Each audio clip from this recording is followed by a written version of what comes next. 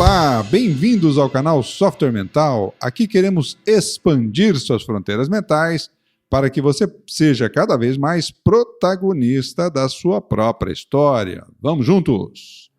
O tema de hoje, eu tenho um convidado especial aqui, é aplicações da neurociência no século XXI.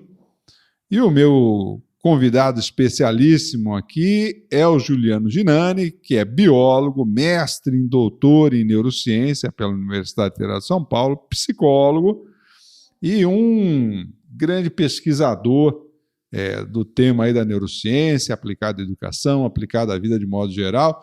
Juliano, um grande prazer ter você aqui com a gente no Software Mental. Seja bem-vindo aí para esse nosso bate-papo descontraído aqui, mas para falar de assunto sério, né? Como é que você está? Tudo bem, meu velho? Tudo ótimo. Fico bem feliz desse convite aí. Vai ser um bom papo. Eu acho que tem muito assunto aí para a gente conversar. Que bacana. Você sabe, Juliano, que uma das coisas que realmente mudou, eu digo mudou, mas na verdade está em processo ainda de mudança, é o entendimento dos aspectos emocionais ou socioemocionais, das competências socioemocionais nas organizações. Antigamente se dizia, né, que a empresa é um local racional. Você escuta umas bobagens grandes aí de gente falando que não deve levar o coração para o trabalho, só a razão, como se isso fosse alguma coisa dissociada e tudo mais. E um dos aspectos que vem modificando fundamentalmente essa percepção, na verdade, do funcionamento do ser humano são as pesquisas justamente da neurociência nesses últimos 30 anos, por exemplo, a partir dos estudos de ressonância magnética, ou seja, está trazendo luz a algum aspecto que, na verdade, não era compreendido e, muitas vezes, o aspecto emocional, por exemplo, reprimido nas organizações de modo geral. Então, para a gente começar a trazer o tema da neurociência, qual é a base de estudo da neurociência e o que tem te chamado a atenção nesses últimos anos, aí, então, né, ou década de pesquisa da neurociência, o que você ressaltaria para a gente começar o nosso bate-papo? Isso que você falou é bem importante, né? Porque assim, alguns filósofos e psicólogos já tinham atentado para isso, dessa relação de emoção e razão. Só que a neurociência, com alguns estudos mais focados em fisiologia, trouxe algumas informações boas para comprovar que, de fato, não existe razão e emoção separadas. Uhum. Então, isso é uma coisa boa, assim, nesses últimos 30 anos é um progresso a gente fazer essa relação. Inclusive, muito da emoção é que norteia a razão. Sem dúvida. O que é uma coisa interessante, né? Que antes dizia, não, a razão é superior. Pelo contrário, você ter emoção e você saber usar isso faz você ter decisões, inclusive, mais importantes nesse, né? E a neurociência conseguiu explicar isso por mostrar os circuitos do cérebro que fazem isso. Porque a neurociência, sim, são todas as ciências, na verdade, que estudam o cérebro e o que constitui o cérebro. Estudam os neurônios e tudo mais. Então, na verdade, todo o funcionamento nosso do cérebro é baseado na estrutura de uma célula, que é o neurônio. E aí, a neurociência, ao estudar o funcionamento disso, começou a explicar como é que a emoção se expressa pela função dessa célula. Então, a neurociência ajudou a gente a compreender como o cérebro funciona e, por final, como é que a gente funciona. Então, tem essa questão das emoções. Uma outra coisa muito importante é que o cérebro não é uma caixinha fixa, ela se modifica. A plasticidade. Isso, que é fundamental para a gente, porque muito da criatividade, da forma de resolver problemas, é porque o cérebro é plástico. Isso é uma coisa muito boa. Então a neurociência começa a mostrar esse funcionamento básico do cérebro para que a gente explique o dia a dia, seja na profissão, na empresa, no relacionamento, no estudo. Então, show de bola. Você sabe que realmente uma das coisas que se tinha antes é que o cérebro só se desenvolvia até a maturidade biológica, né? Fala um pouquinho dessa plasticidade neuronal para a gente aí. E havia um mito que o cérebro, ele nascia com a quantidade de neurônios, ela ia se estruturando e depois não havia mais surgimento de novos neurônios.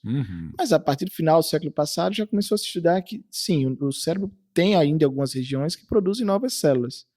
Isso ajuda a gente a começar a ter algumas ideias sobre plasticidade. Só que a plasticidade é muito mais do que isso, porque existe a plasticidade que é ter novas células, certo, mas a plasticidade também é criar novas conexões entre neurônios. Que são as sinapses, né? Os novos aprendizados criando novas conexões. Porque assim, um neurônio se comunica com o outro. E essa comunicação é através dessas sinapses, que você falou, que são essas ligações, que não é uma ligação física, né? Existe um espaço entre os neurônios em que tem uma química que faz essa transmissão. Certo. Por isso que existem muitas medicações, muitos remédios e muitas substâncias que afetam o funcionamento do cérebro. Mas o mais importante é que essas conexões podem ser modificadas ao longo da vida. E aí a gente cria novas memórias, novos hábitos, e aí a criatividade toda, a base neural da criatividade são essas conexões entre os neurônios. Certo. Então essa é a parte fundamental. Bacana. Você sabe que um tópico que a gente tem discutido muito aí no ambiente organizacional, por exemplo, é a questão da mudança de hábitos, né? Livros como O Poder do Hábito, Mindset, da Carol Dweck, ou seja, uma infinidade de autores e pesquisadores tem falado dessa necessidade de adequação de comportamento e de mudança de comportamento em função das mudanças trazidas pela tecnologia. O mundo está diferente, tecnologicamente diferente, e o fundamental é que as pessoas aprendam a pensar diferente não só sobre si mesmo, sobre suas relações, mas sobre o uso inteligente das tecnologias, porque senão, se a gente se apegar apenas ao aspecto técnico ou racional, como se dizia antigamente, né, como uma coisa separada da emoção, você bem sinalizou, seria substituído facilmente por qualquer tecnologia ligada, por exemplo, à inteligência artificial. E uma das coisas que se fala muito é em relação à questão de hábitos, né? Do ponto de vista cerebral, então, o que você está trazendo é que esses hábitos passam por reconexões dos nossos neurônios, é isso? Porque, veja, o cérebro é uma máquina, vamos dizer assim. Só que é uma máquina de encontrar padrões, de processamento de informações. Só que ela tende, como toda máquina, a trabalhar para gastar o mínimo de energia possível. Então, o que acontece? Nós formamos hábitos porque aquelas conexões que em algum momento foram vantajosas para a gente se consolidam. Então, elas são mais fáceis de disparar. Aquela rede de neurônios, aquela rede de estrutura. E isso está relacionado àquelas, por exemplo, aquelas reações mais automáticas nossas, que a gente não precisa de fazer um raciocínio para... Sim, exatamente. Então, o hábito, ou seja, essa formação, cria um série de mecanismos que a gente não precisa refletir sobre a situação. Isso é vantajoso durante o momento. Então, isso o cérebro faz para economizar energia. Porque o processo evolutivo a gente tem que ter uma vantagem. Então, pensa comigo, né? Processo da biologia, não é? Se o cérebro cria um mecanismo mais rápido e que gaste menos energia, ele é mais vantajoso. Isso para criar alguns padrões. A questão do hábito é que a nossa vida é muito dinâmica. E o que acontece? Muitas vezes nós somos convidados a mudar o hábito. Então, tem que ter um esforço. Por isso que quando você cria um hábito, isso diminui o gasto de energia. Mas para você mudar esse hábito, você tem que criar um novo. E essa criação envolve um gasto de energia. É como se você estivesse andando numa floresta, começa a andar por um caminho. Aquilo forma uma trilha. A outra parte ainda está cheio de mato. Para você criar uma nova trilha, você vai gastar energia. Então, é por aí. Então, o cérebro ele cria um série de mecanismos para que automatize o máximo possível. Para que a gente use nossa mente consciente para coisas realmente necessárias.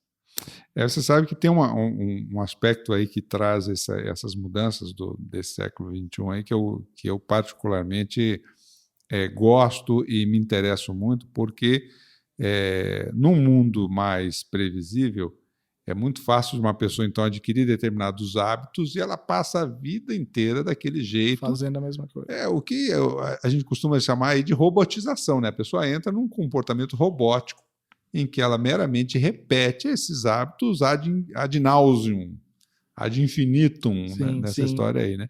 E com essas mudanças que vêm ocorrendo cada vez com mais frequência na nossa sociedade, ela precisa se preparar para gastar energia para justamente rever hábitos e refazer os hábitos, né?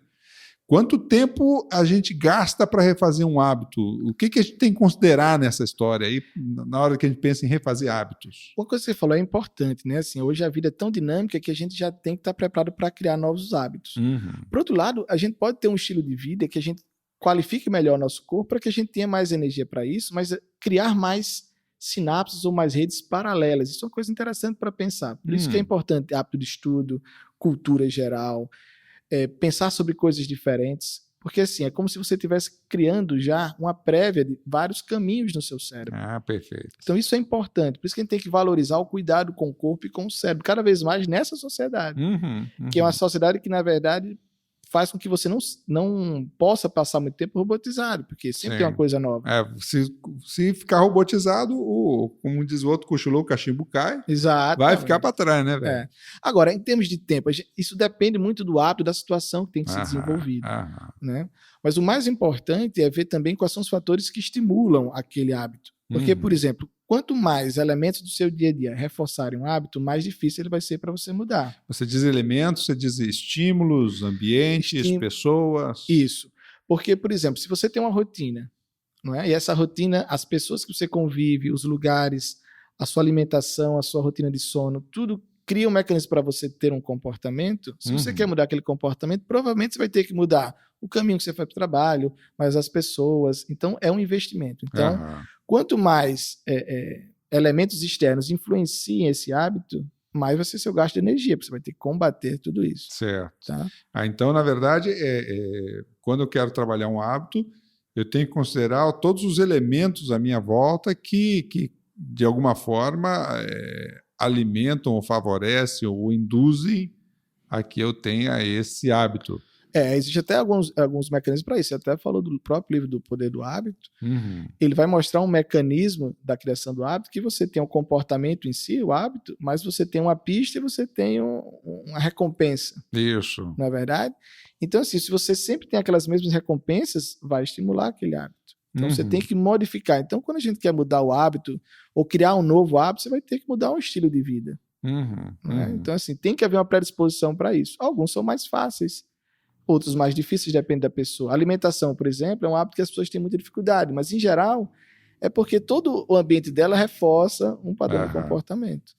E aí tem umas coisas que eu observo que, às vezes, dificultam um pouquinho a pessoa se dar conta disso, né? Porque ela, às vezes, não liga A com B, né? Então, ela está ansiosa, ela come, ou ela está cansada, ela come, ou ela está entediada, ela come. Ou seja, ela não liga isso com, na verdade, o estado emocional ou cerebral que ela está passando naquele momento. Isso é importante também, o estado emocional que você falou. A gente tem que mudar para hábitos que também dê prazer e satisfação. Porque às vezes a gente fica num ambiente muito racional, não, vou criar um novo hábito, mas não há nenhum reforço emocional para aquilo. E no cérebro isso é bacana, porque assim, a gente tem uma região que controla o comportamento principalmente, a questão de juízo de valor e tudo mais, que está mais na região frontal, que a gente chama do córtex frontal, mas ela é plenamente mantém comunicação com o sistema que controla a parte emocional, que a gente chama de sistema límbico. Então é importante a gente ligar essa razão, mas também a satisfação, o prazer. Por isso que ao criar um novo hábito, você tem que saber por que você está criando. Não pode ser só porque é legal ou porque mandaram. Você tem que entender o valor para aquilo. E normalmente a mudança de hábito ela entra numa barganha emocional, né? Sim. Porque o hábito está lá, não é de graça. Ele traz algum tipo de ganho, né? Mesmo que seja secundário e já insatisfatório esse ganho, na verdade, ele, dentro disso que você falou aí da recompensa do cérebro, ele está lá porque ele traz algum tipo de benefício, mesmo que de segunda categoria, de terceira categoria. Ele traz, e se eu não souber entender qual é esse benefício, eu não consigo fazer a barganha direito, né? Na hora que bate o estresse ou a pressão, você cai de novo naquele hábito. Então isso é importante, saber esse mecanismo. É como você falou, às vezes o ganho é secundário, aquilo não vai te ajudar de verdade, mas para o corpo aquilo tem um refazimento naquele instante. Então isso tem que ser visto né, com bastante cautela, porque não é só razão, como desde o começo a gente está falando isso aqui, né? Sim. A gente tem que associar as duas coisas. Ou seja, entra num processo de educação ou de reeducação aí, né, Juliano? Você é um camarada que estuda bastante o cérebro e a educação aí. O que você destaca hoje para a gente em relação ao uso mais inteligente do cérebro nesse processo? Isso tem crescido muito, né? Essa questão de ajudar as pessoas a entenderem mais o cérebro e como ele funciona no dia a dia. Né? Quando se fala de neurociência e educação, é basicamente ajudar as pessoas a usarem a máquina, o corpo, na verdade, para aproveitar mais. Então, o que tem se falado muito de neurociência e educação é como usar o corpo. Quando eu falo corpo, sono, a sua alimentação, os hábitos, ou a própria escrita. Né? A gente estava conversando, isso é importante pensar. Escrever à mão é importante, porque você ativa regiões do seu cérebro que codificam algumas informações que tem a ver com a própria fala, com a sua memória. Então, aquilo tende a ser mais, digamos, um processamento mais profundo da informação. Né? Mas, assim, a neurociência tem trazido informações importantes sobre a importância do sono. Pois é, desses fatores que você está trazendo, tem algum que você destacaria? Por exemplo, você falou sono, alimentação, entra exercício nessa história também? Entra exercício. E, engraçado que há mais de 1000 anos a gente sabe disso, mas a alimentação, o sono, esses físicos são elementos fundamentais. Mas hoje tem se mostrado muito a importância do sono para a consolidação de memória, porque é muito comum as pessoas pensarem o seguinte: se eu dormir menos, eu estarei mais acordado. Então eu consigo estudar mais, vou guardar mais. Isso não necessariamente é verdade. Se você consegue estudar com qualidade e dormir o tempo suficiente para consolidar essa informação, isso tende a melhorar. Tem alguma carga de sono ideal ou isso varia de pessoa para pessoa? Isso vai variar de pessoa para pessoa. A gente coloca em média as 8 horas, mas tem pessoas que têm uma carga horária de sono menor e outras um pouquinho maior. Isso é importante saber para que não fique aquela competição. Eu durmo pouco, então isso é uma mentira. Não, é que você precisa dormir pouco, você já se refaz. Você tem que aproveitar isso a seu favor. Né? Agora, o que a gente sabe que também é importante levar em consideração sobre sono é sobre os esquemas de sono. Tem pessoas que dormem muito cedo, acordam cedo. Né? Que tem o cronotipo que a gente fala, o ritmo biológico, a cronobiologia. E aquelas pessoas que são mais vespertinas, ou seja, dormem mais tarde, acordam mais tarde. O ideal é a pessoa poder usar isso para aproveitar para o seu rendimento. Infelizmente, o sistema de educação é a mesma carga horária para todo mundo. Então você tem que ajustar. Trabalho também é a mesma coisa. Dá para ajustar. Não é? Você consegue se regular. Por isso que segunda-feira é sempre o pior dia da semana. Mas a culpa não é da segunda, vamos falar isso. A culpa é do domingo. Porque o que acontece? Você passa a semana ajustando seu relógio biológico. Quando chega no sábado e domingo, você quer dar um desconto. E aí o relógio biológico que estava todo organizado para a rotina, bagunça. Bagunça, e chega a segunda, tem que voltar para ele. Pois é, vamos perdoar a segunda-feira. Show de bola. Então a gente falou aqui do sono, né? A alimentação tem alguma questão fundamental aí em termos de funcionamento do cérebro? É uma coisa importante, porque veja, o funcionamento do cérebro é o funcionamento dos neurônios. Então o neurônio precisa de açúcar, de glicose. Então a gente precisa manter uma taxa, a glicemia, o mais estável possível. Né? Às vezes você come muito açúcar, aquilo dá um pico, você fica até mais acordado, mas logo depois... Dá o gap, né? Dá o gap. Então é importante manter uma alimentação que permita esse fluxo contínuo da alimentação. Né? Então isso é uma coisa importante. Hoje a gente tem comido coisas que às vezes as pessoas são muito viciadas hoje em energéticos, isso é coisa para pensar. Porque embora o que tem aí de crise aí nessa história? O que é importante nessa história é o seguinte: ele realmente faz efeito quando você está muito cansado, aquilo vai dar um gás. Mas o problema não é que o energético está resolvendo, o problema é que a rotina das pessoas está defasada. Entendi. Então a pessoa fica... O problema a causa disso está no hábito de novo, né? Exatamente. No mau hábito em relação a respeitar o ritmo do corpo. Exatamente, porque assim, hoje se estuda muito sobre remédios para melhorar a memória. Em geral, eles não têm um efeito significativo, isso é super interessante. As pessoas pegam, às vezes, medicações que são para tratamento de algumas condições psiquiátricas ou questões neurológicas e tomam porque vai melhorar a minha memória. Só melhora se você estiver realmente defasado.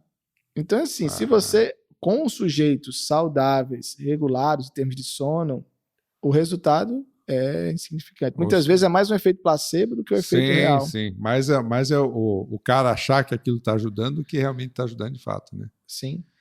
Agora, a questão da neurociência também tem ajudado por aqueles estudos mostrando sobre as funções cerebrais, algumas regiões. Embora o cérebro funcione de forma totalmente integrada, algumas áreas são mais associadas a uns tipos de processamento emocional ou questão de memória.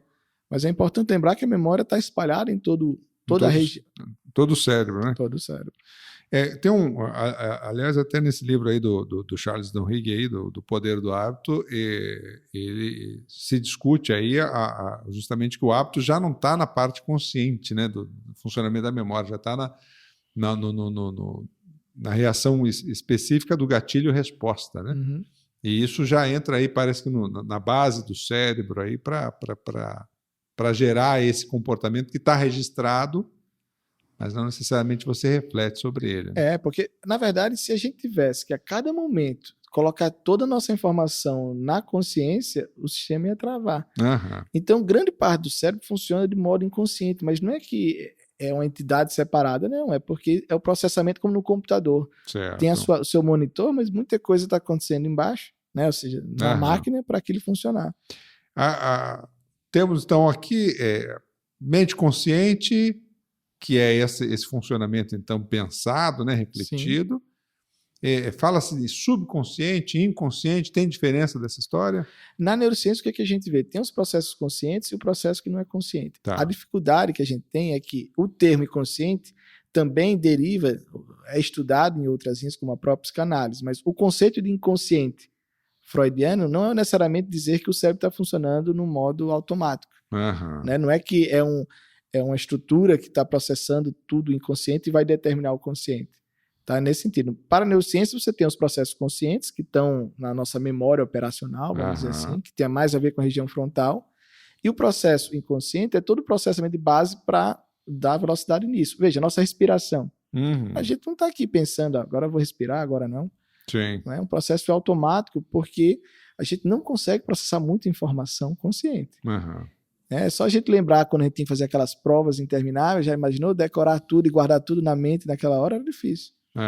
Então, por isso que a gente coloca que muita parte do processamento ele não vai ficar ativado na região frontal. Nessa região não consciente, então, você tem um lado é a parte funcional do cérebro e outro é a parte emocional do cérebro. Sim.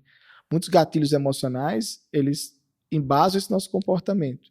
Né? Você tem o sistema límbico, mas não só o sistema límbico, aquilo liga uma série de conexões que mexem com o corpo todo.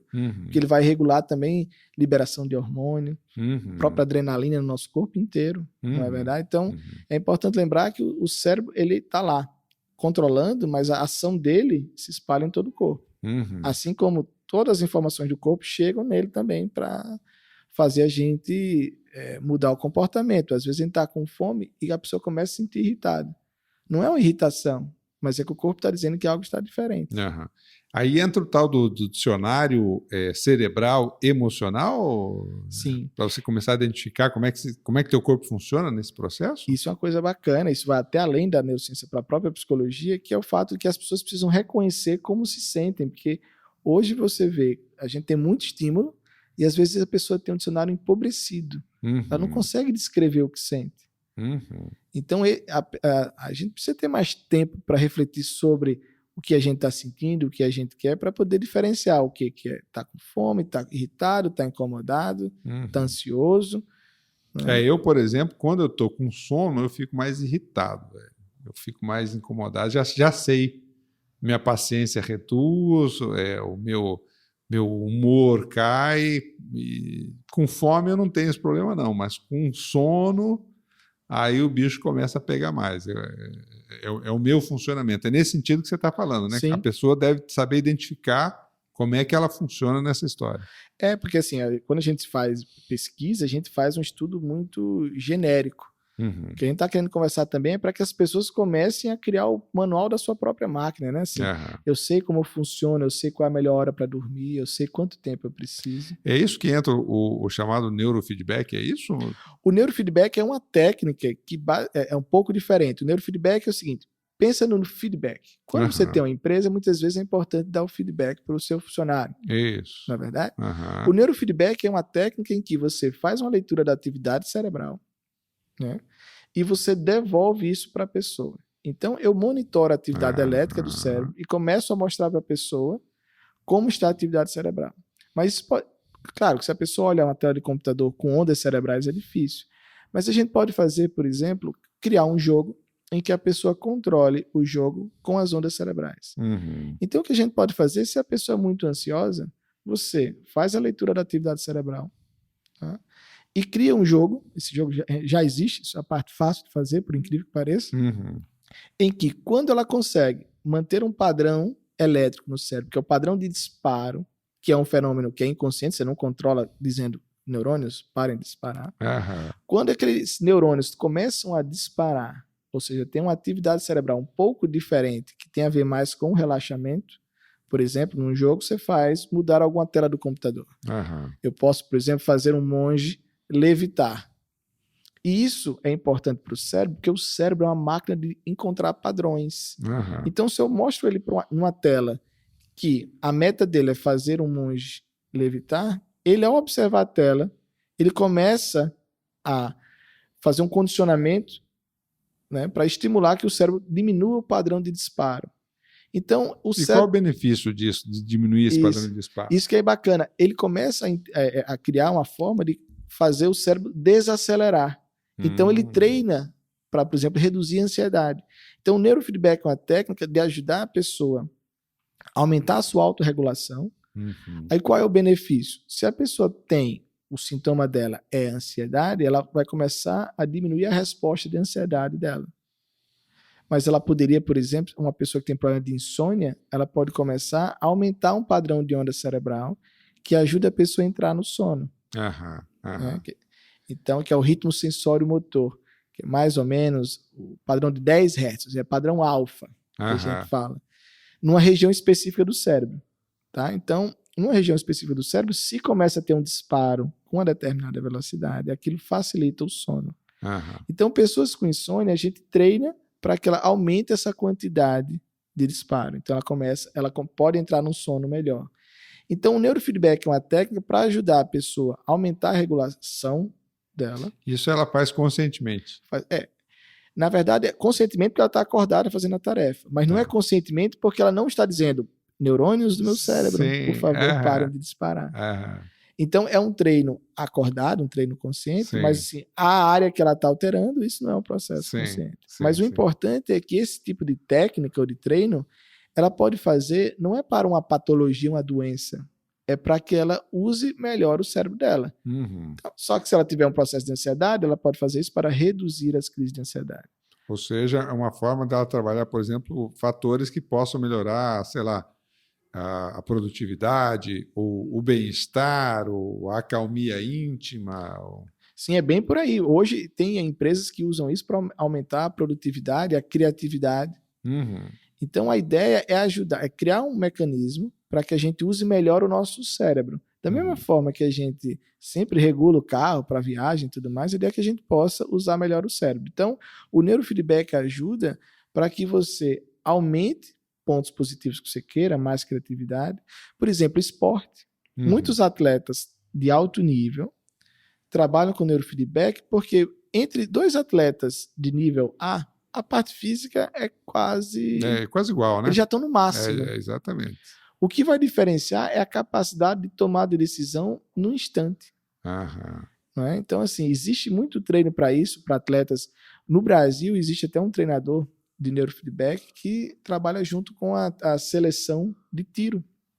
Né? A gente até ganhou uma medalha nas últimas Olimpíadas, porque a ideia é que ele possa controlar a respiração, controlar o pensamento e a tomar a decisão naquele instante. Isso tipo aumentando o foco do camarada na hora da tarefa? Exatamente. Essa técnica consegue permitir a pessoa aumentar o foco no nível realmente avançado para realizar a tarefa. Pode ser para qualquer tarefa. Eu falei do esporte porque é uma coisa extremamente pontual. Hoje, cada vez mais, por exemplo, o esporte de elite ou esporte de alto desempenho é na filigrana, né? É no detalhe que, às vezes, um atleta se espera o outro, né? E, como você bem colocou, na parte física, o cara, normalmente, ele já está no limite ali, né? Do que é possível com o corpo humano. E a grande diferença está justamente no desempenho emocional, psicológico, ou seja, mental, né? Sim, é emocional, é psicológico, mas assim, a fisiologia ajuda, porque qual é o grande benefício do neurofeedback? Como eu tenho uma medida fisiológica, um equipamento que é muito preciso, eu de fato estou enxergando que o seu corpo está fazendo tal coisa. Entendi. Então isso ajuda nessa autorregulação. Agora a ideia, isso é uma coisa, é um avanço da neurociência nesse século. A gente vai caminhar para o uso da neurociência aplicada no dia a dia, usando, investindo em neurociência. Como é que seria isso, Juliano? É o uso de sensores a nosso favor. Por exemplo, se eu coloco os sensores que eu controlo respiração e algumas frequências cerebrais, eu posso em casa, usando meu smartphone, treinar para melhorar o relaxamento, a meditação. Entendi. A internet das coisas, desde dos sensores na roupa, em qualquer lugar que a gente pensar aí, né? Agora vai ser a internet das pessoas. Não é? Tem das coisas e das pessoas. Show de bola, que bacana, cara. Realmente, essa é a chamada internet das coisas é uma uma tendência sem volta. A gente calcula aí em 2025 1 trilhão de objetos conectados à internet, regulando quase que a nossa vida toda, né? Sim. E é bacana a gente pensar que isso também pode nos ajudar a buscar um estado de equilíbrio maior ou de bem-estar maior, né? Usando aí as técnicas, então, do neurofeedback, como você está falando. Que show de bola. Cara, e me diz mais uma coisa em relação ainda a isso, Juliano. Isso tem algum tipo de problema possível que esteja relacionado com técnicas Isso de neurofeedback? É bacana. O que é interessante, né?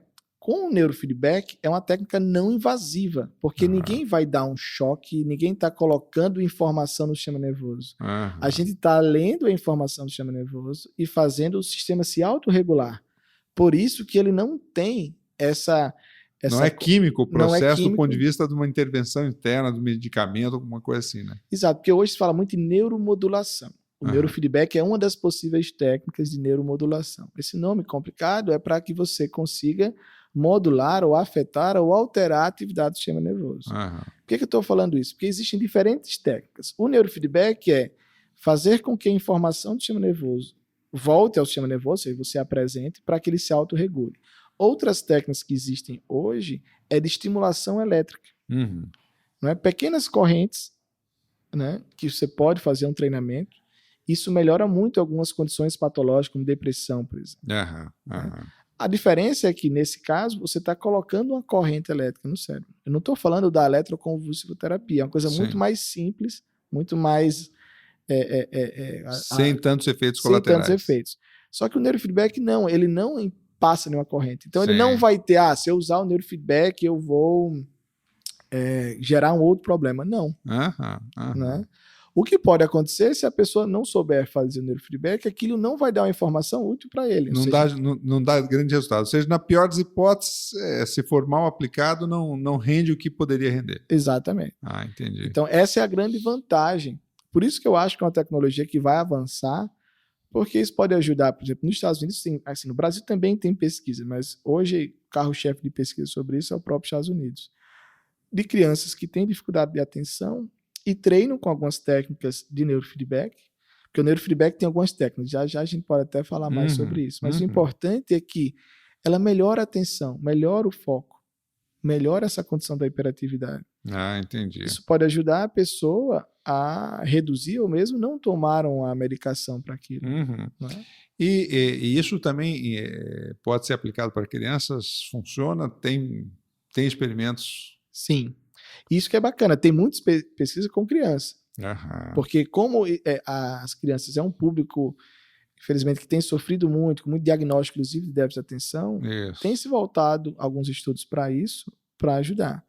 Então, não é que o neurofeedback cura as coisas, mas é mais uma ferramenta. Ajuda a reeducar. Exatamente, é mais uma ferramenta para ajudar. E aí, com crianças, sim. Então, não há uma contra... se fizer na criança, pelo contrário. Isso até ajudaria ela a não ter que entrar com estratégia farmacológica. Porque qual é o problema da medicação? Ela ajuda em muitos casos, não adianta a gente achar que ela sempre é prejudicial, só que é uma química, é um elemento externo que você está colocando no sistema nervoso. Então, ela vai alterar a estrutura ali. Sem dúvida. Então, isso pode ter alguns efeitos. Ainda está se estudando sobre toda essa repercussão. Mas a ideia, isso é engraçado em termos de ciência, né? Essa visão do neurofeedback de devolver a informação do sistema nervoso para que ele se autorregule é uma coisa muito alinhada à filosofia oriental de colocar que o próprio corpo tem mecanismos de se autorregular. Muito mais do que pegar algo externo e colocar como uma medicação, uma corrente elétrica. Hoje tem vários estudos, por exemplo, envolvendo meditação, né? Os impactos da meditação, inclusive no cérebro, né? Estudos da neurociência, avaliando aí os impactos da meditação, principalmente aquelas pessoas que meditam já diariamente há muitos anos, que isso vai modificando o cérebro pouco a pouco, né? Sim, isso é uma coisa muito importante, porque a gente começa a ver efeitos. Muito se sabe, porque já a meditação é muito antiga, mas a gente consegue entender a base neural que faz a pessoa. Essa que é a novidade, né? Exato, porque a pessoa consegue compreender melhor por que a meditação ajuda o nível de estresse, melhora a atenção, melhora a concentração, melhora a memória, melhora o estado emocional, a empatia. Né? E hoje é importante porque cada vez mais a gente tem mais gente no mundo, com mais tecnologia. Sem dúvida. E a gente tem que voltar para ver o seguinte, como é que eu melhoro a conexão entre pessoas? Você sabe que esse é um ponto fundamental, né? Eu entendo que nós temos duas prioridades nesse século XXI aí. a questão de ideias e relacionamentos. O relacionamento, justamente esse que você está trazendo, está ligado aí à empatia. A empatia que a gente fala hoje não é só empatia entre as pessoas, empatia da empresa com o mercado, porque se ela não entender de fato seu cliente, né, ela não consegue prover soluções realmente satisfatórias a esse cliente. A empatia entre diferentes grupos de convivência, que estão relacionados, por exemplo, à diversidade, a noção da convívio sadio com a diversidade, né? Hoje a gente discute muito, inclusive, a inclusão das minorias aí dentro desse processo relacional, né? Mas então eu quero explorar contigo o outro lado agora, o outro lado das ideias. Eu sei que você faz algumas correlações aí do processo da neurociência, por exemplo, com a criatividade, que é uma das competências mais críticas, vamos dizer assim, dentro desse nosso século XXI, porque é justamente a questão da conexão com as ideias, né? O que você diz para a gente a esse respeito aí, meu velho? É legal entender porque, assim, a criatividade é algo que se expressa através do nosso cérebro. Perfeito. E o cérebro tem a ver com os neurônios. Estou fazendo isso para a gente entender o mecanismo. Então, veja, a gente falou no começo sobre hábito. Hábito é uma forma mais rápida de processar informação, então aquilo é importante. A criatividade, por sua vez, é um procedimento mais lento, porque eu preciso criar, preciso ter mais caminhos. Então, do ponto de vista de neurociência, veja, a criatividade é maior se eu tiver mais conexão entre neurônios, entre áreas cerebrais, que é o famoso pensar fora da caixa. Então, assim, eu tenho que conectar informações que não têm uma via expressa já bem definida. Então, quanto mais eu permitir associação de ideias, do ponto de vista prático, o que eu estou fazendo com o cérebro? Conectando informações, áreas cerebrais. Então, para a criatividade, eu preciso estar com o funcionamento da melhor forma possível e permitir isso. Então, a melhor forma possível, o ideal é que eu consiga ter dormido bem para que eu tenha um estado emocional tranquilo, a energia esteja fluindo, eu estou bem alimentado, não é verdade? E aí eu consigo criar. Então, o que é importante, aí tem um exercício que não é da neurociência, porque eu não estou usando o cérebro diretamente. Obviamente, tudo passa pelo cérebro. Mas veja, quando você faz associação de ideias, o brainstorm, por exemplo, quando você não coloca o filtro, você permite conectar. Porque tem uma coisa interessante. Às vezes, não sei se já aconteceu com você está pensando numa ideia e aí você não consegue resolver o problema. Você sai, vai tomar um banho, vai passear com o cachorro e aquilo vem na sua cabeça. Não é? Isso é importante porque, às vezes, a própria região do cérebro frontal que controla, ela foca muito no tipo de solução. Sim. Muitas vezes você tem que abolir, aí no caso, abolir a racionalidade, aquele foco, para permitir o sistema se regular e criar. É uma das coisas que a gente fala, né? Que uma das coisas que mais limita a criatividade não é o que o cara não sabe, é o que ele sabe, né? Porque ele fica preso nesse córtex frontal aqui. Exato. E ele não consegue sair daquela referência que ele tinha sobre o assunto, né? É isso que você está falando. Isso, você tem que desengajar essas regiões frontais para isso. Por isso que é importante que a gente pudesse ter, em termos de educação, essa capacidade de pensar coisas diferentes. É como se fosse, já que existe a academia, né, de fazer musculação e tudo mais, esse exercício de criar, por mais que não tenha um significado, para já permitir que o nosso cérebro seja desenvolvido com essas conexões. Sem dúvida. Porque tem pessoas que passam a vida toda sem querer criar coisas novas, não é? Não, mas você sabe que a hora que a gente escuta você falar aí é fácil da gente conectar o que é a pessoa criativa, né? A pessoa criativa justamente é aquela que ela sai do trivial, sai do hábito, sai da rotina e enxerga e tem o hábito de enxergar o mundo por diferentes prismas, diferentes conexões, ou seja, buscando outras formações sinápticas aí, né? Usando o termo aí mais técnico aí, construindo conexões dentro do cérebro, entre os neurônios, para começar a explorar novos caminhos aí dentro da mente, né? Sim, e tem muito a ver com o que você fala do próprio mindset, porque pensa, aquela pessoa que tem um mindset que não é fixo, que permite pensar, que tem uma boa relação com o erro e com a falha, ela tende a ser mais criativa. Sem dúvida, sem dúvida. A gente aqui no Software Mental trabalha muito a questão justamente do mindset da abundância versus aí o mindset da escassez. Na verdade, é uma contraposição entre você viver pelo padrão já estabelecido e você cada vez mais ter mais flexibilidade mental e emocional para lidar com a mudança, porque é o que não só é o padrão, mas que vem numa velocidade acima do habitual, né? Sim. E para as coisas mais fáceis, você cria os hábitos, mas ter essa mente sempre aberta para isso, né? Separar hábitos, então, sadios e que vale a pena para economizar a energia do cérebro e hábitos que precisam ser desfeitos ou a criação de outros hábitos que favoreçam essa ventilação das ideias aí. Exatamente. E é importante saber que o hábito está associado a uma rotina, né? Uhum. Então é sempre bom ter o hábito saudável numa rotina que seja útil. Só que isso sempre vai ser modificado ao longo do tempo, né? Nossa vida vai mudando, as idades, as coisas todas. Mas vale a pena parar tempos em tempos e ver isso. Porque se você não tem uma rotina que estimule bons hábitos, você fica escravo desse mecanismo. E você é o próprio algoz e a vítima, né? Então, sim, sim.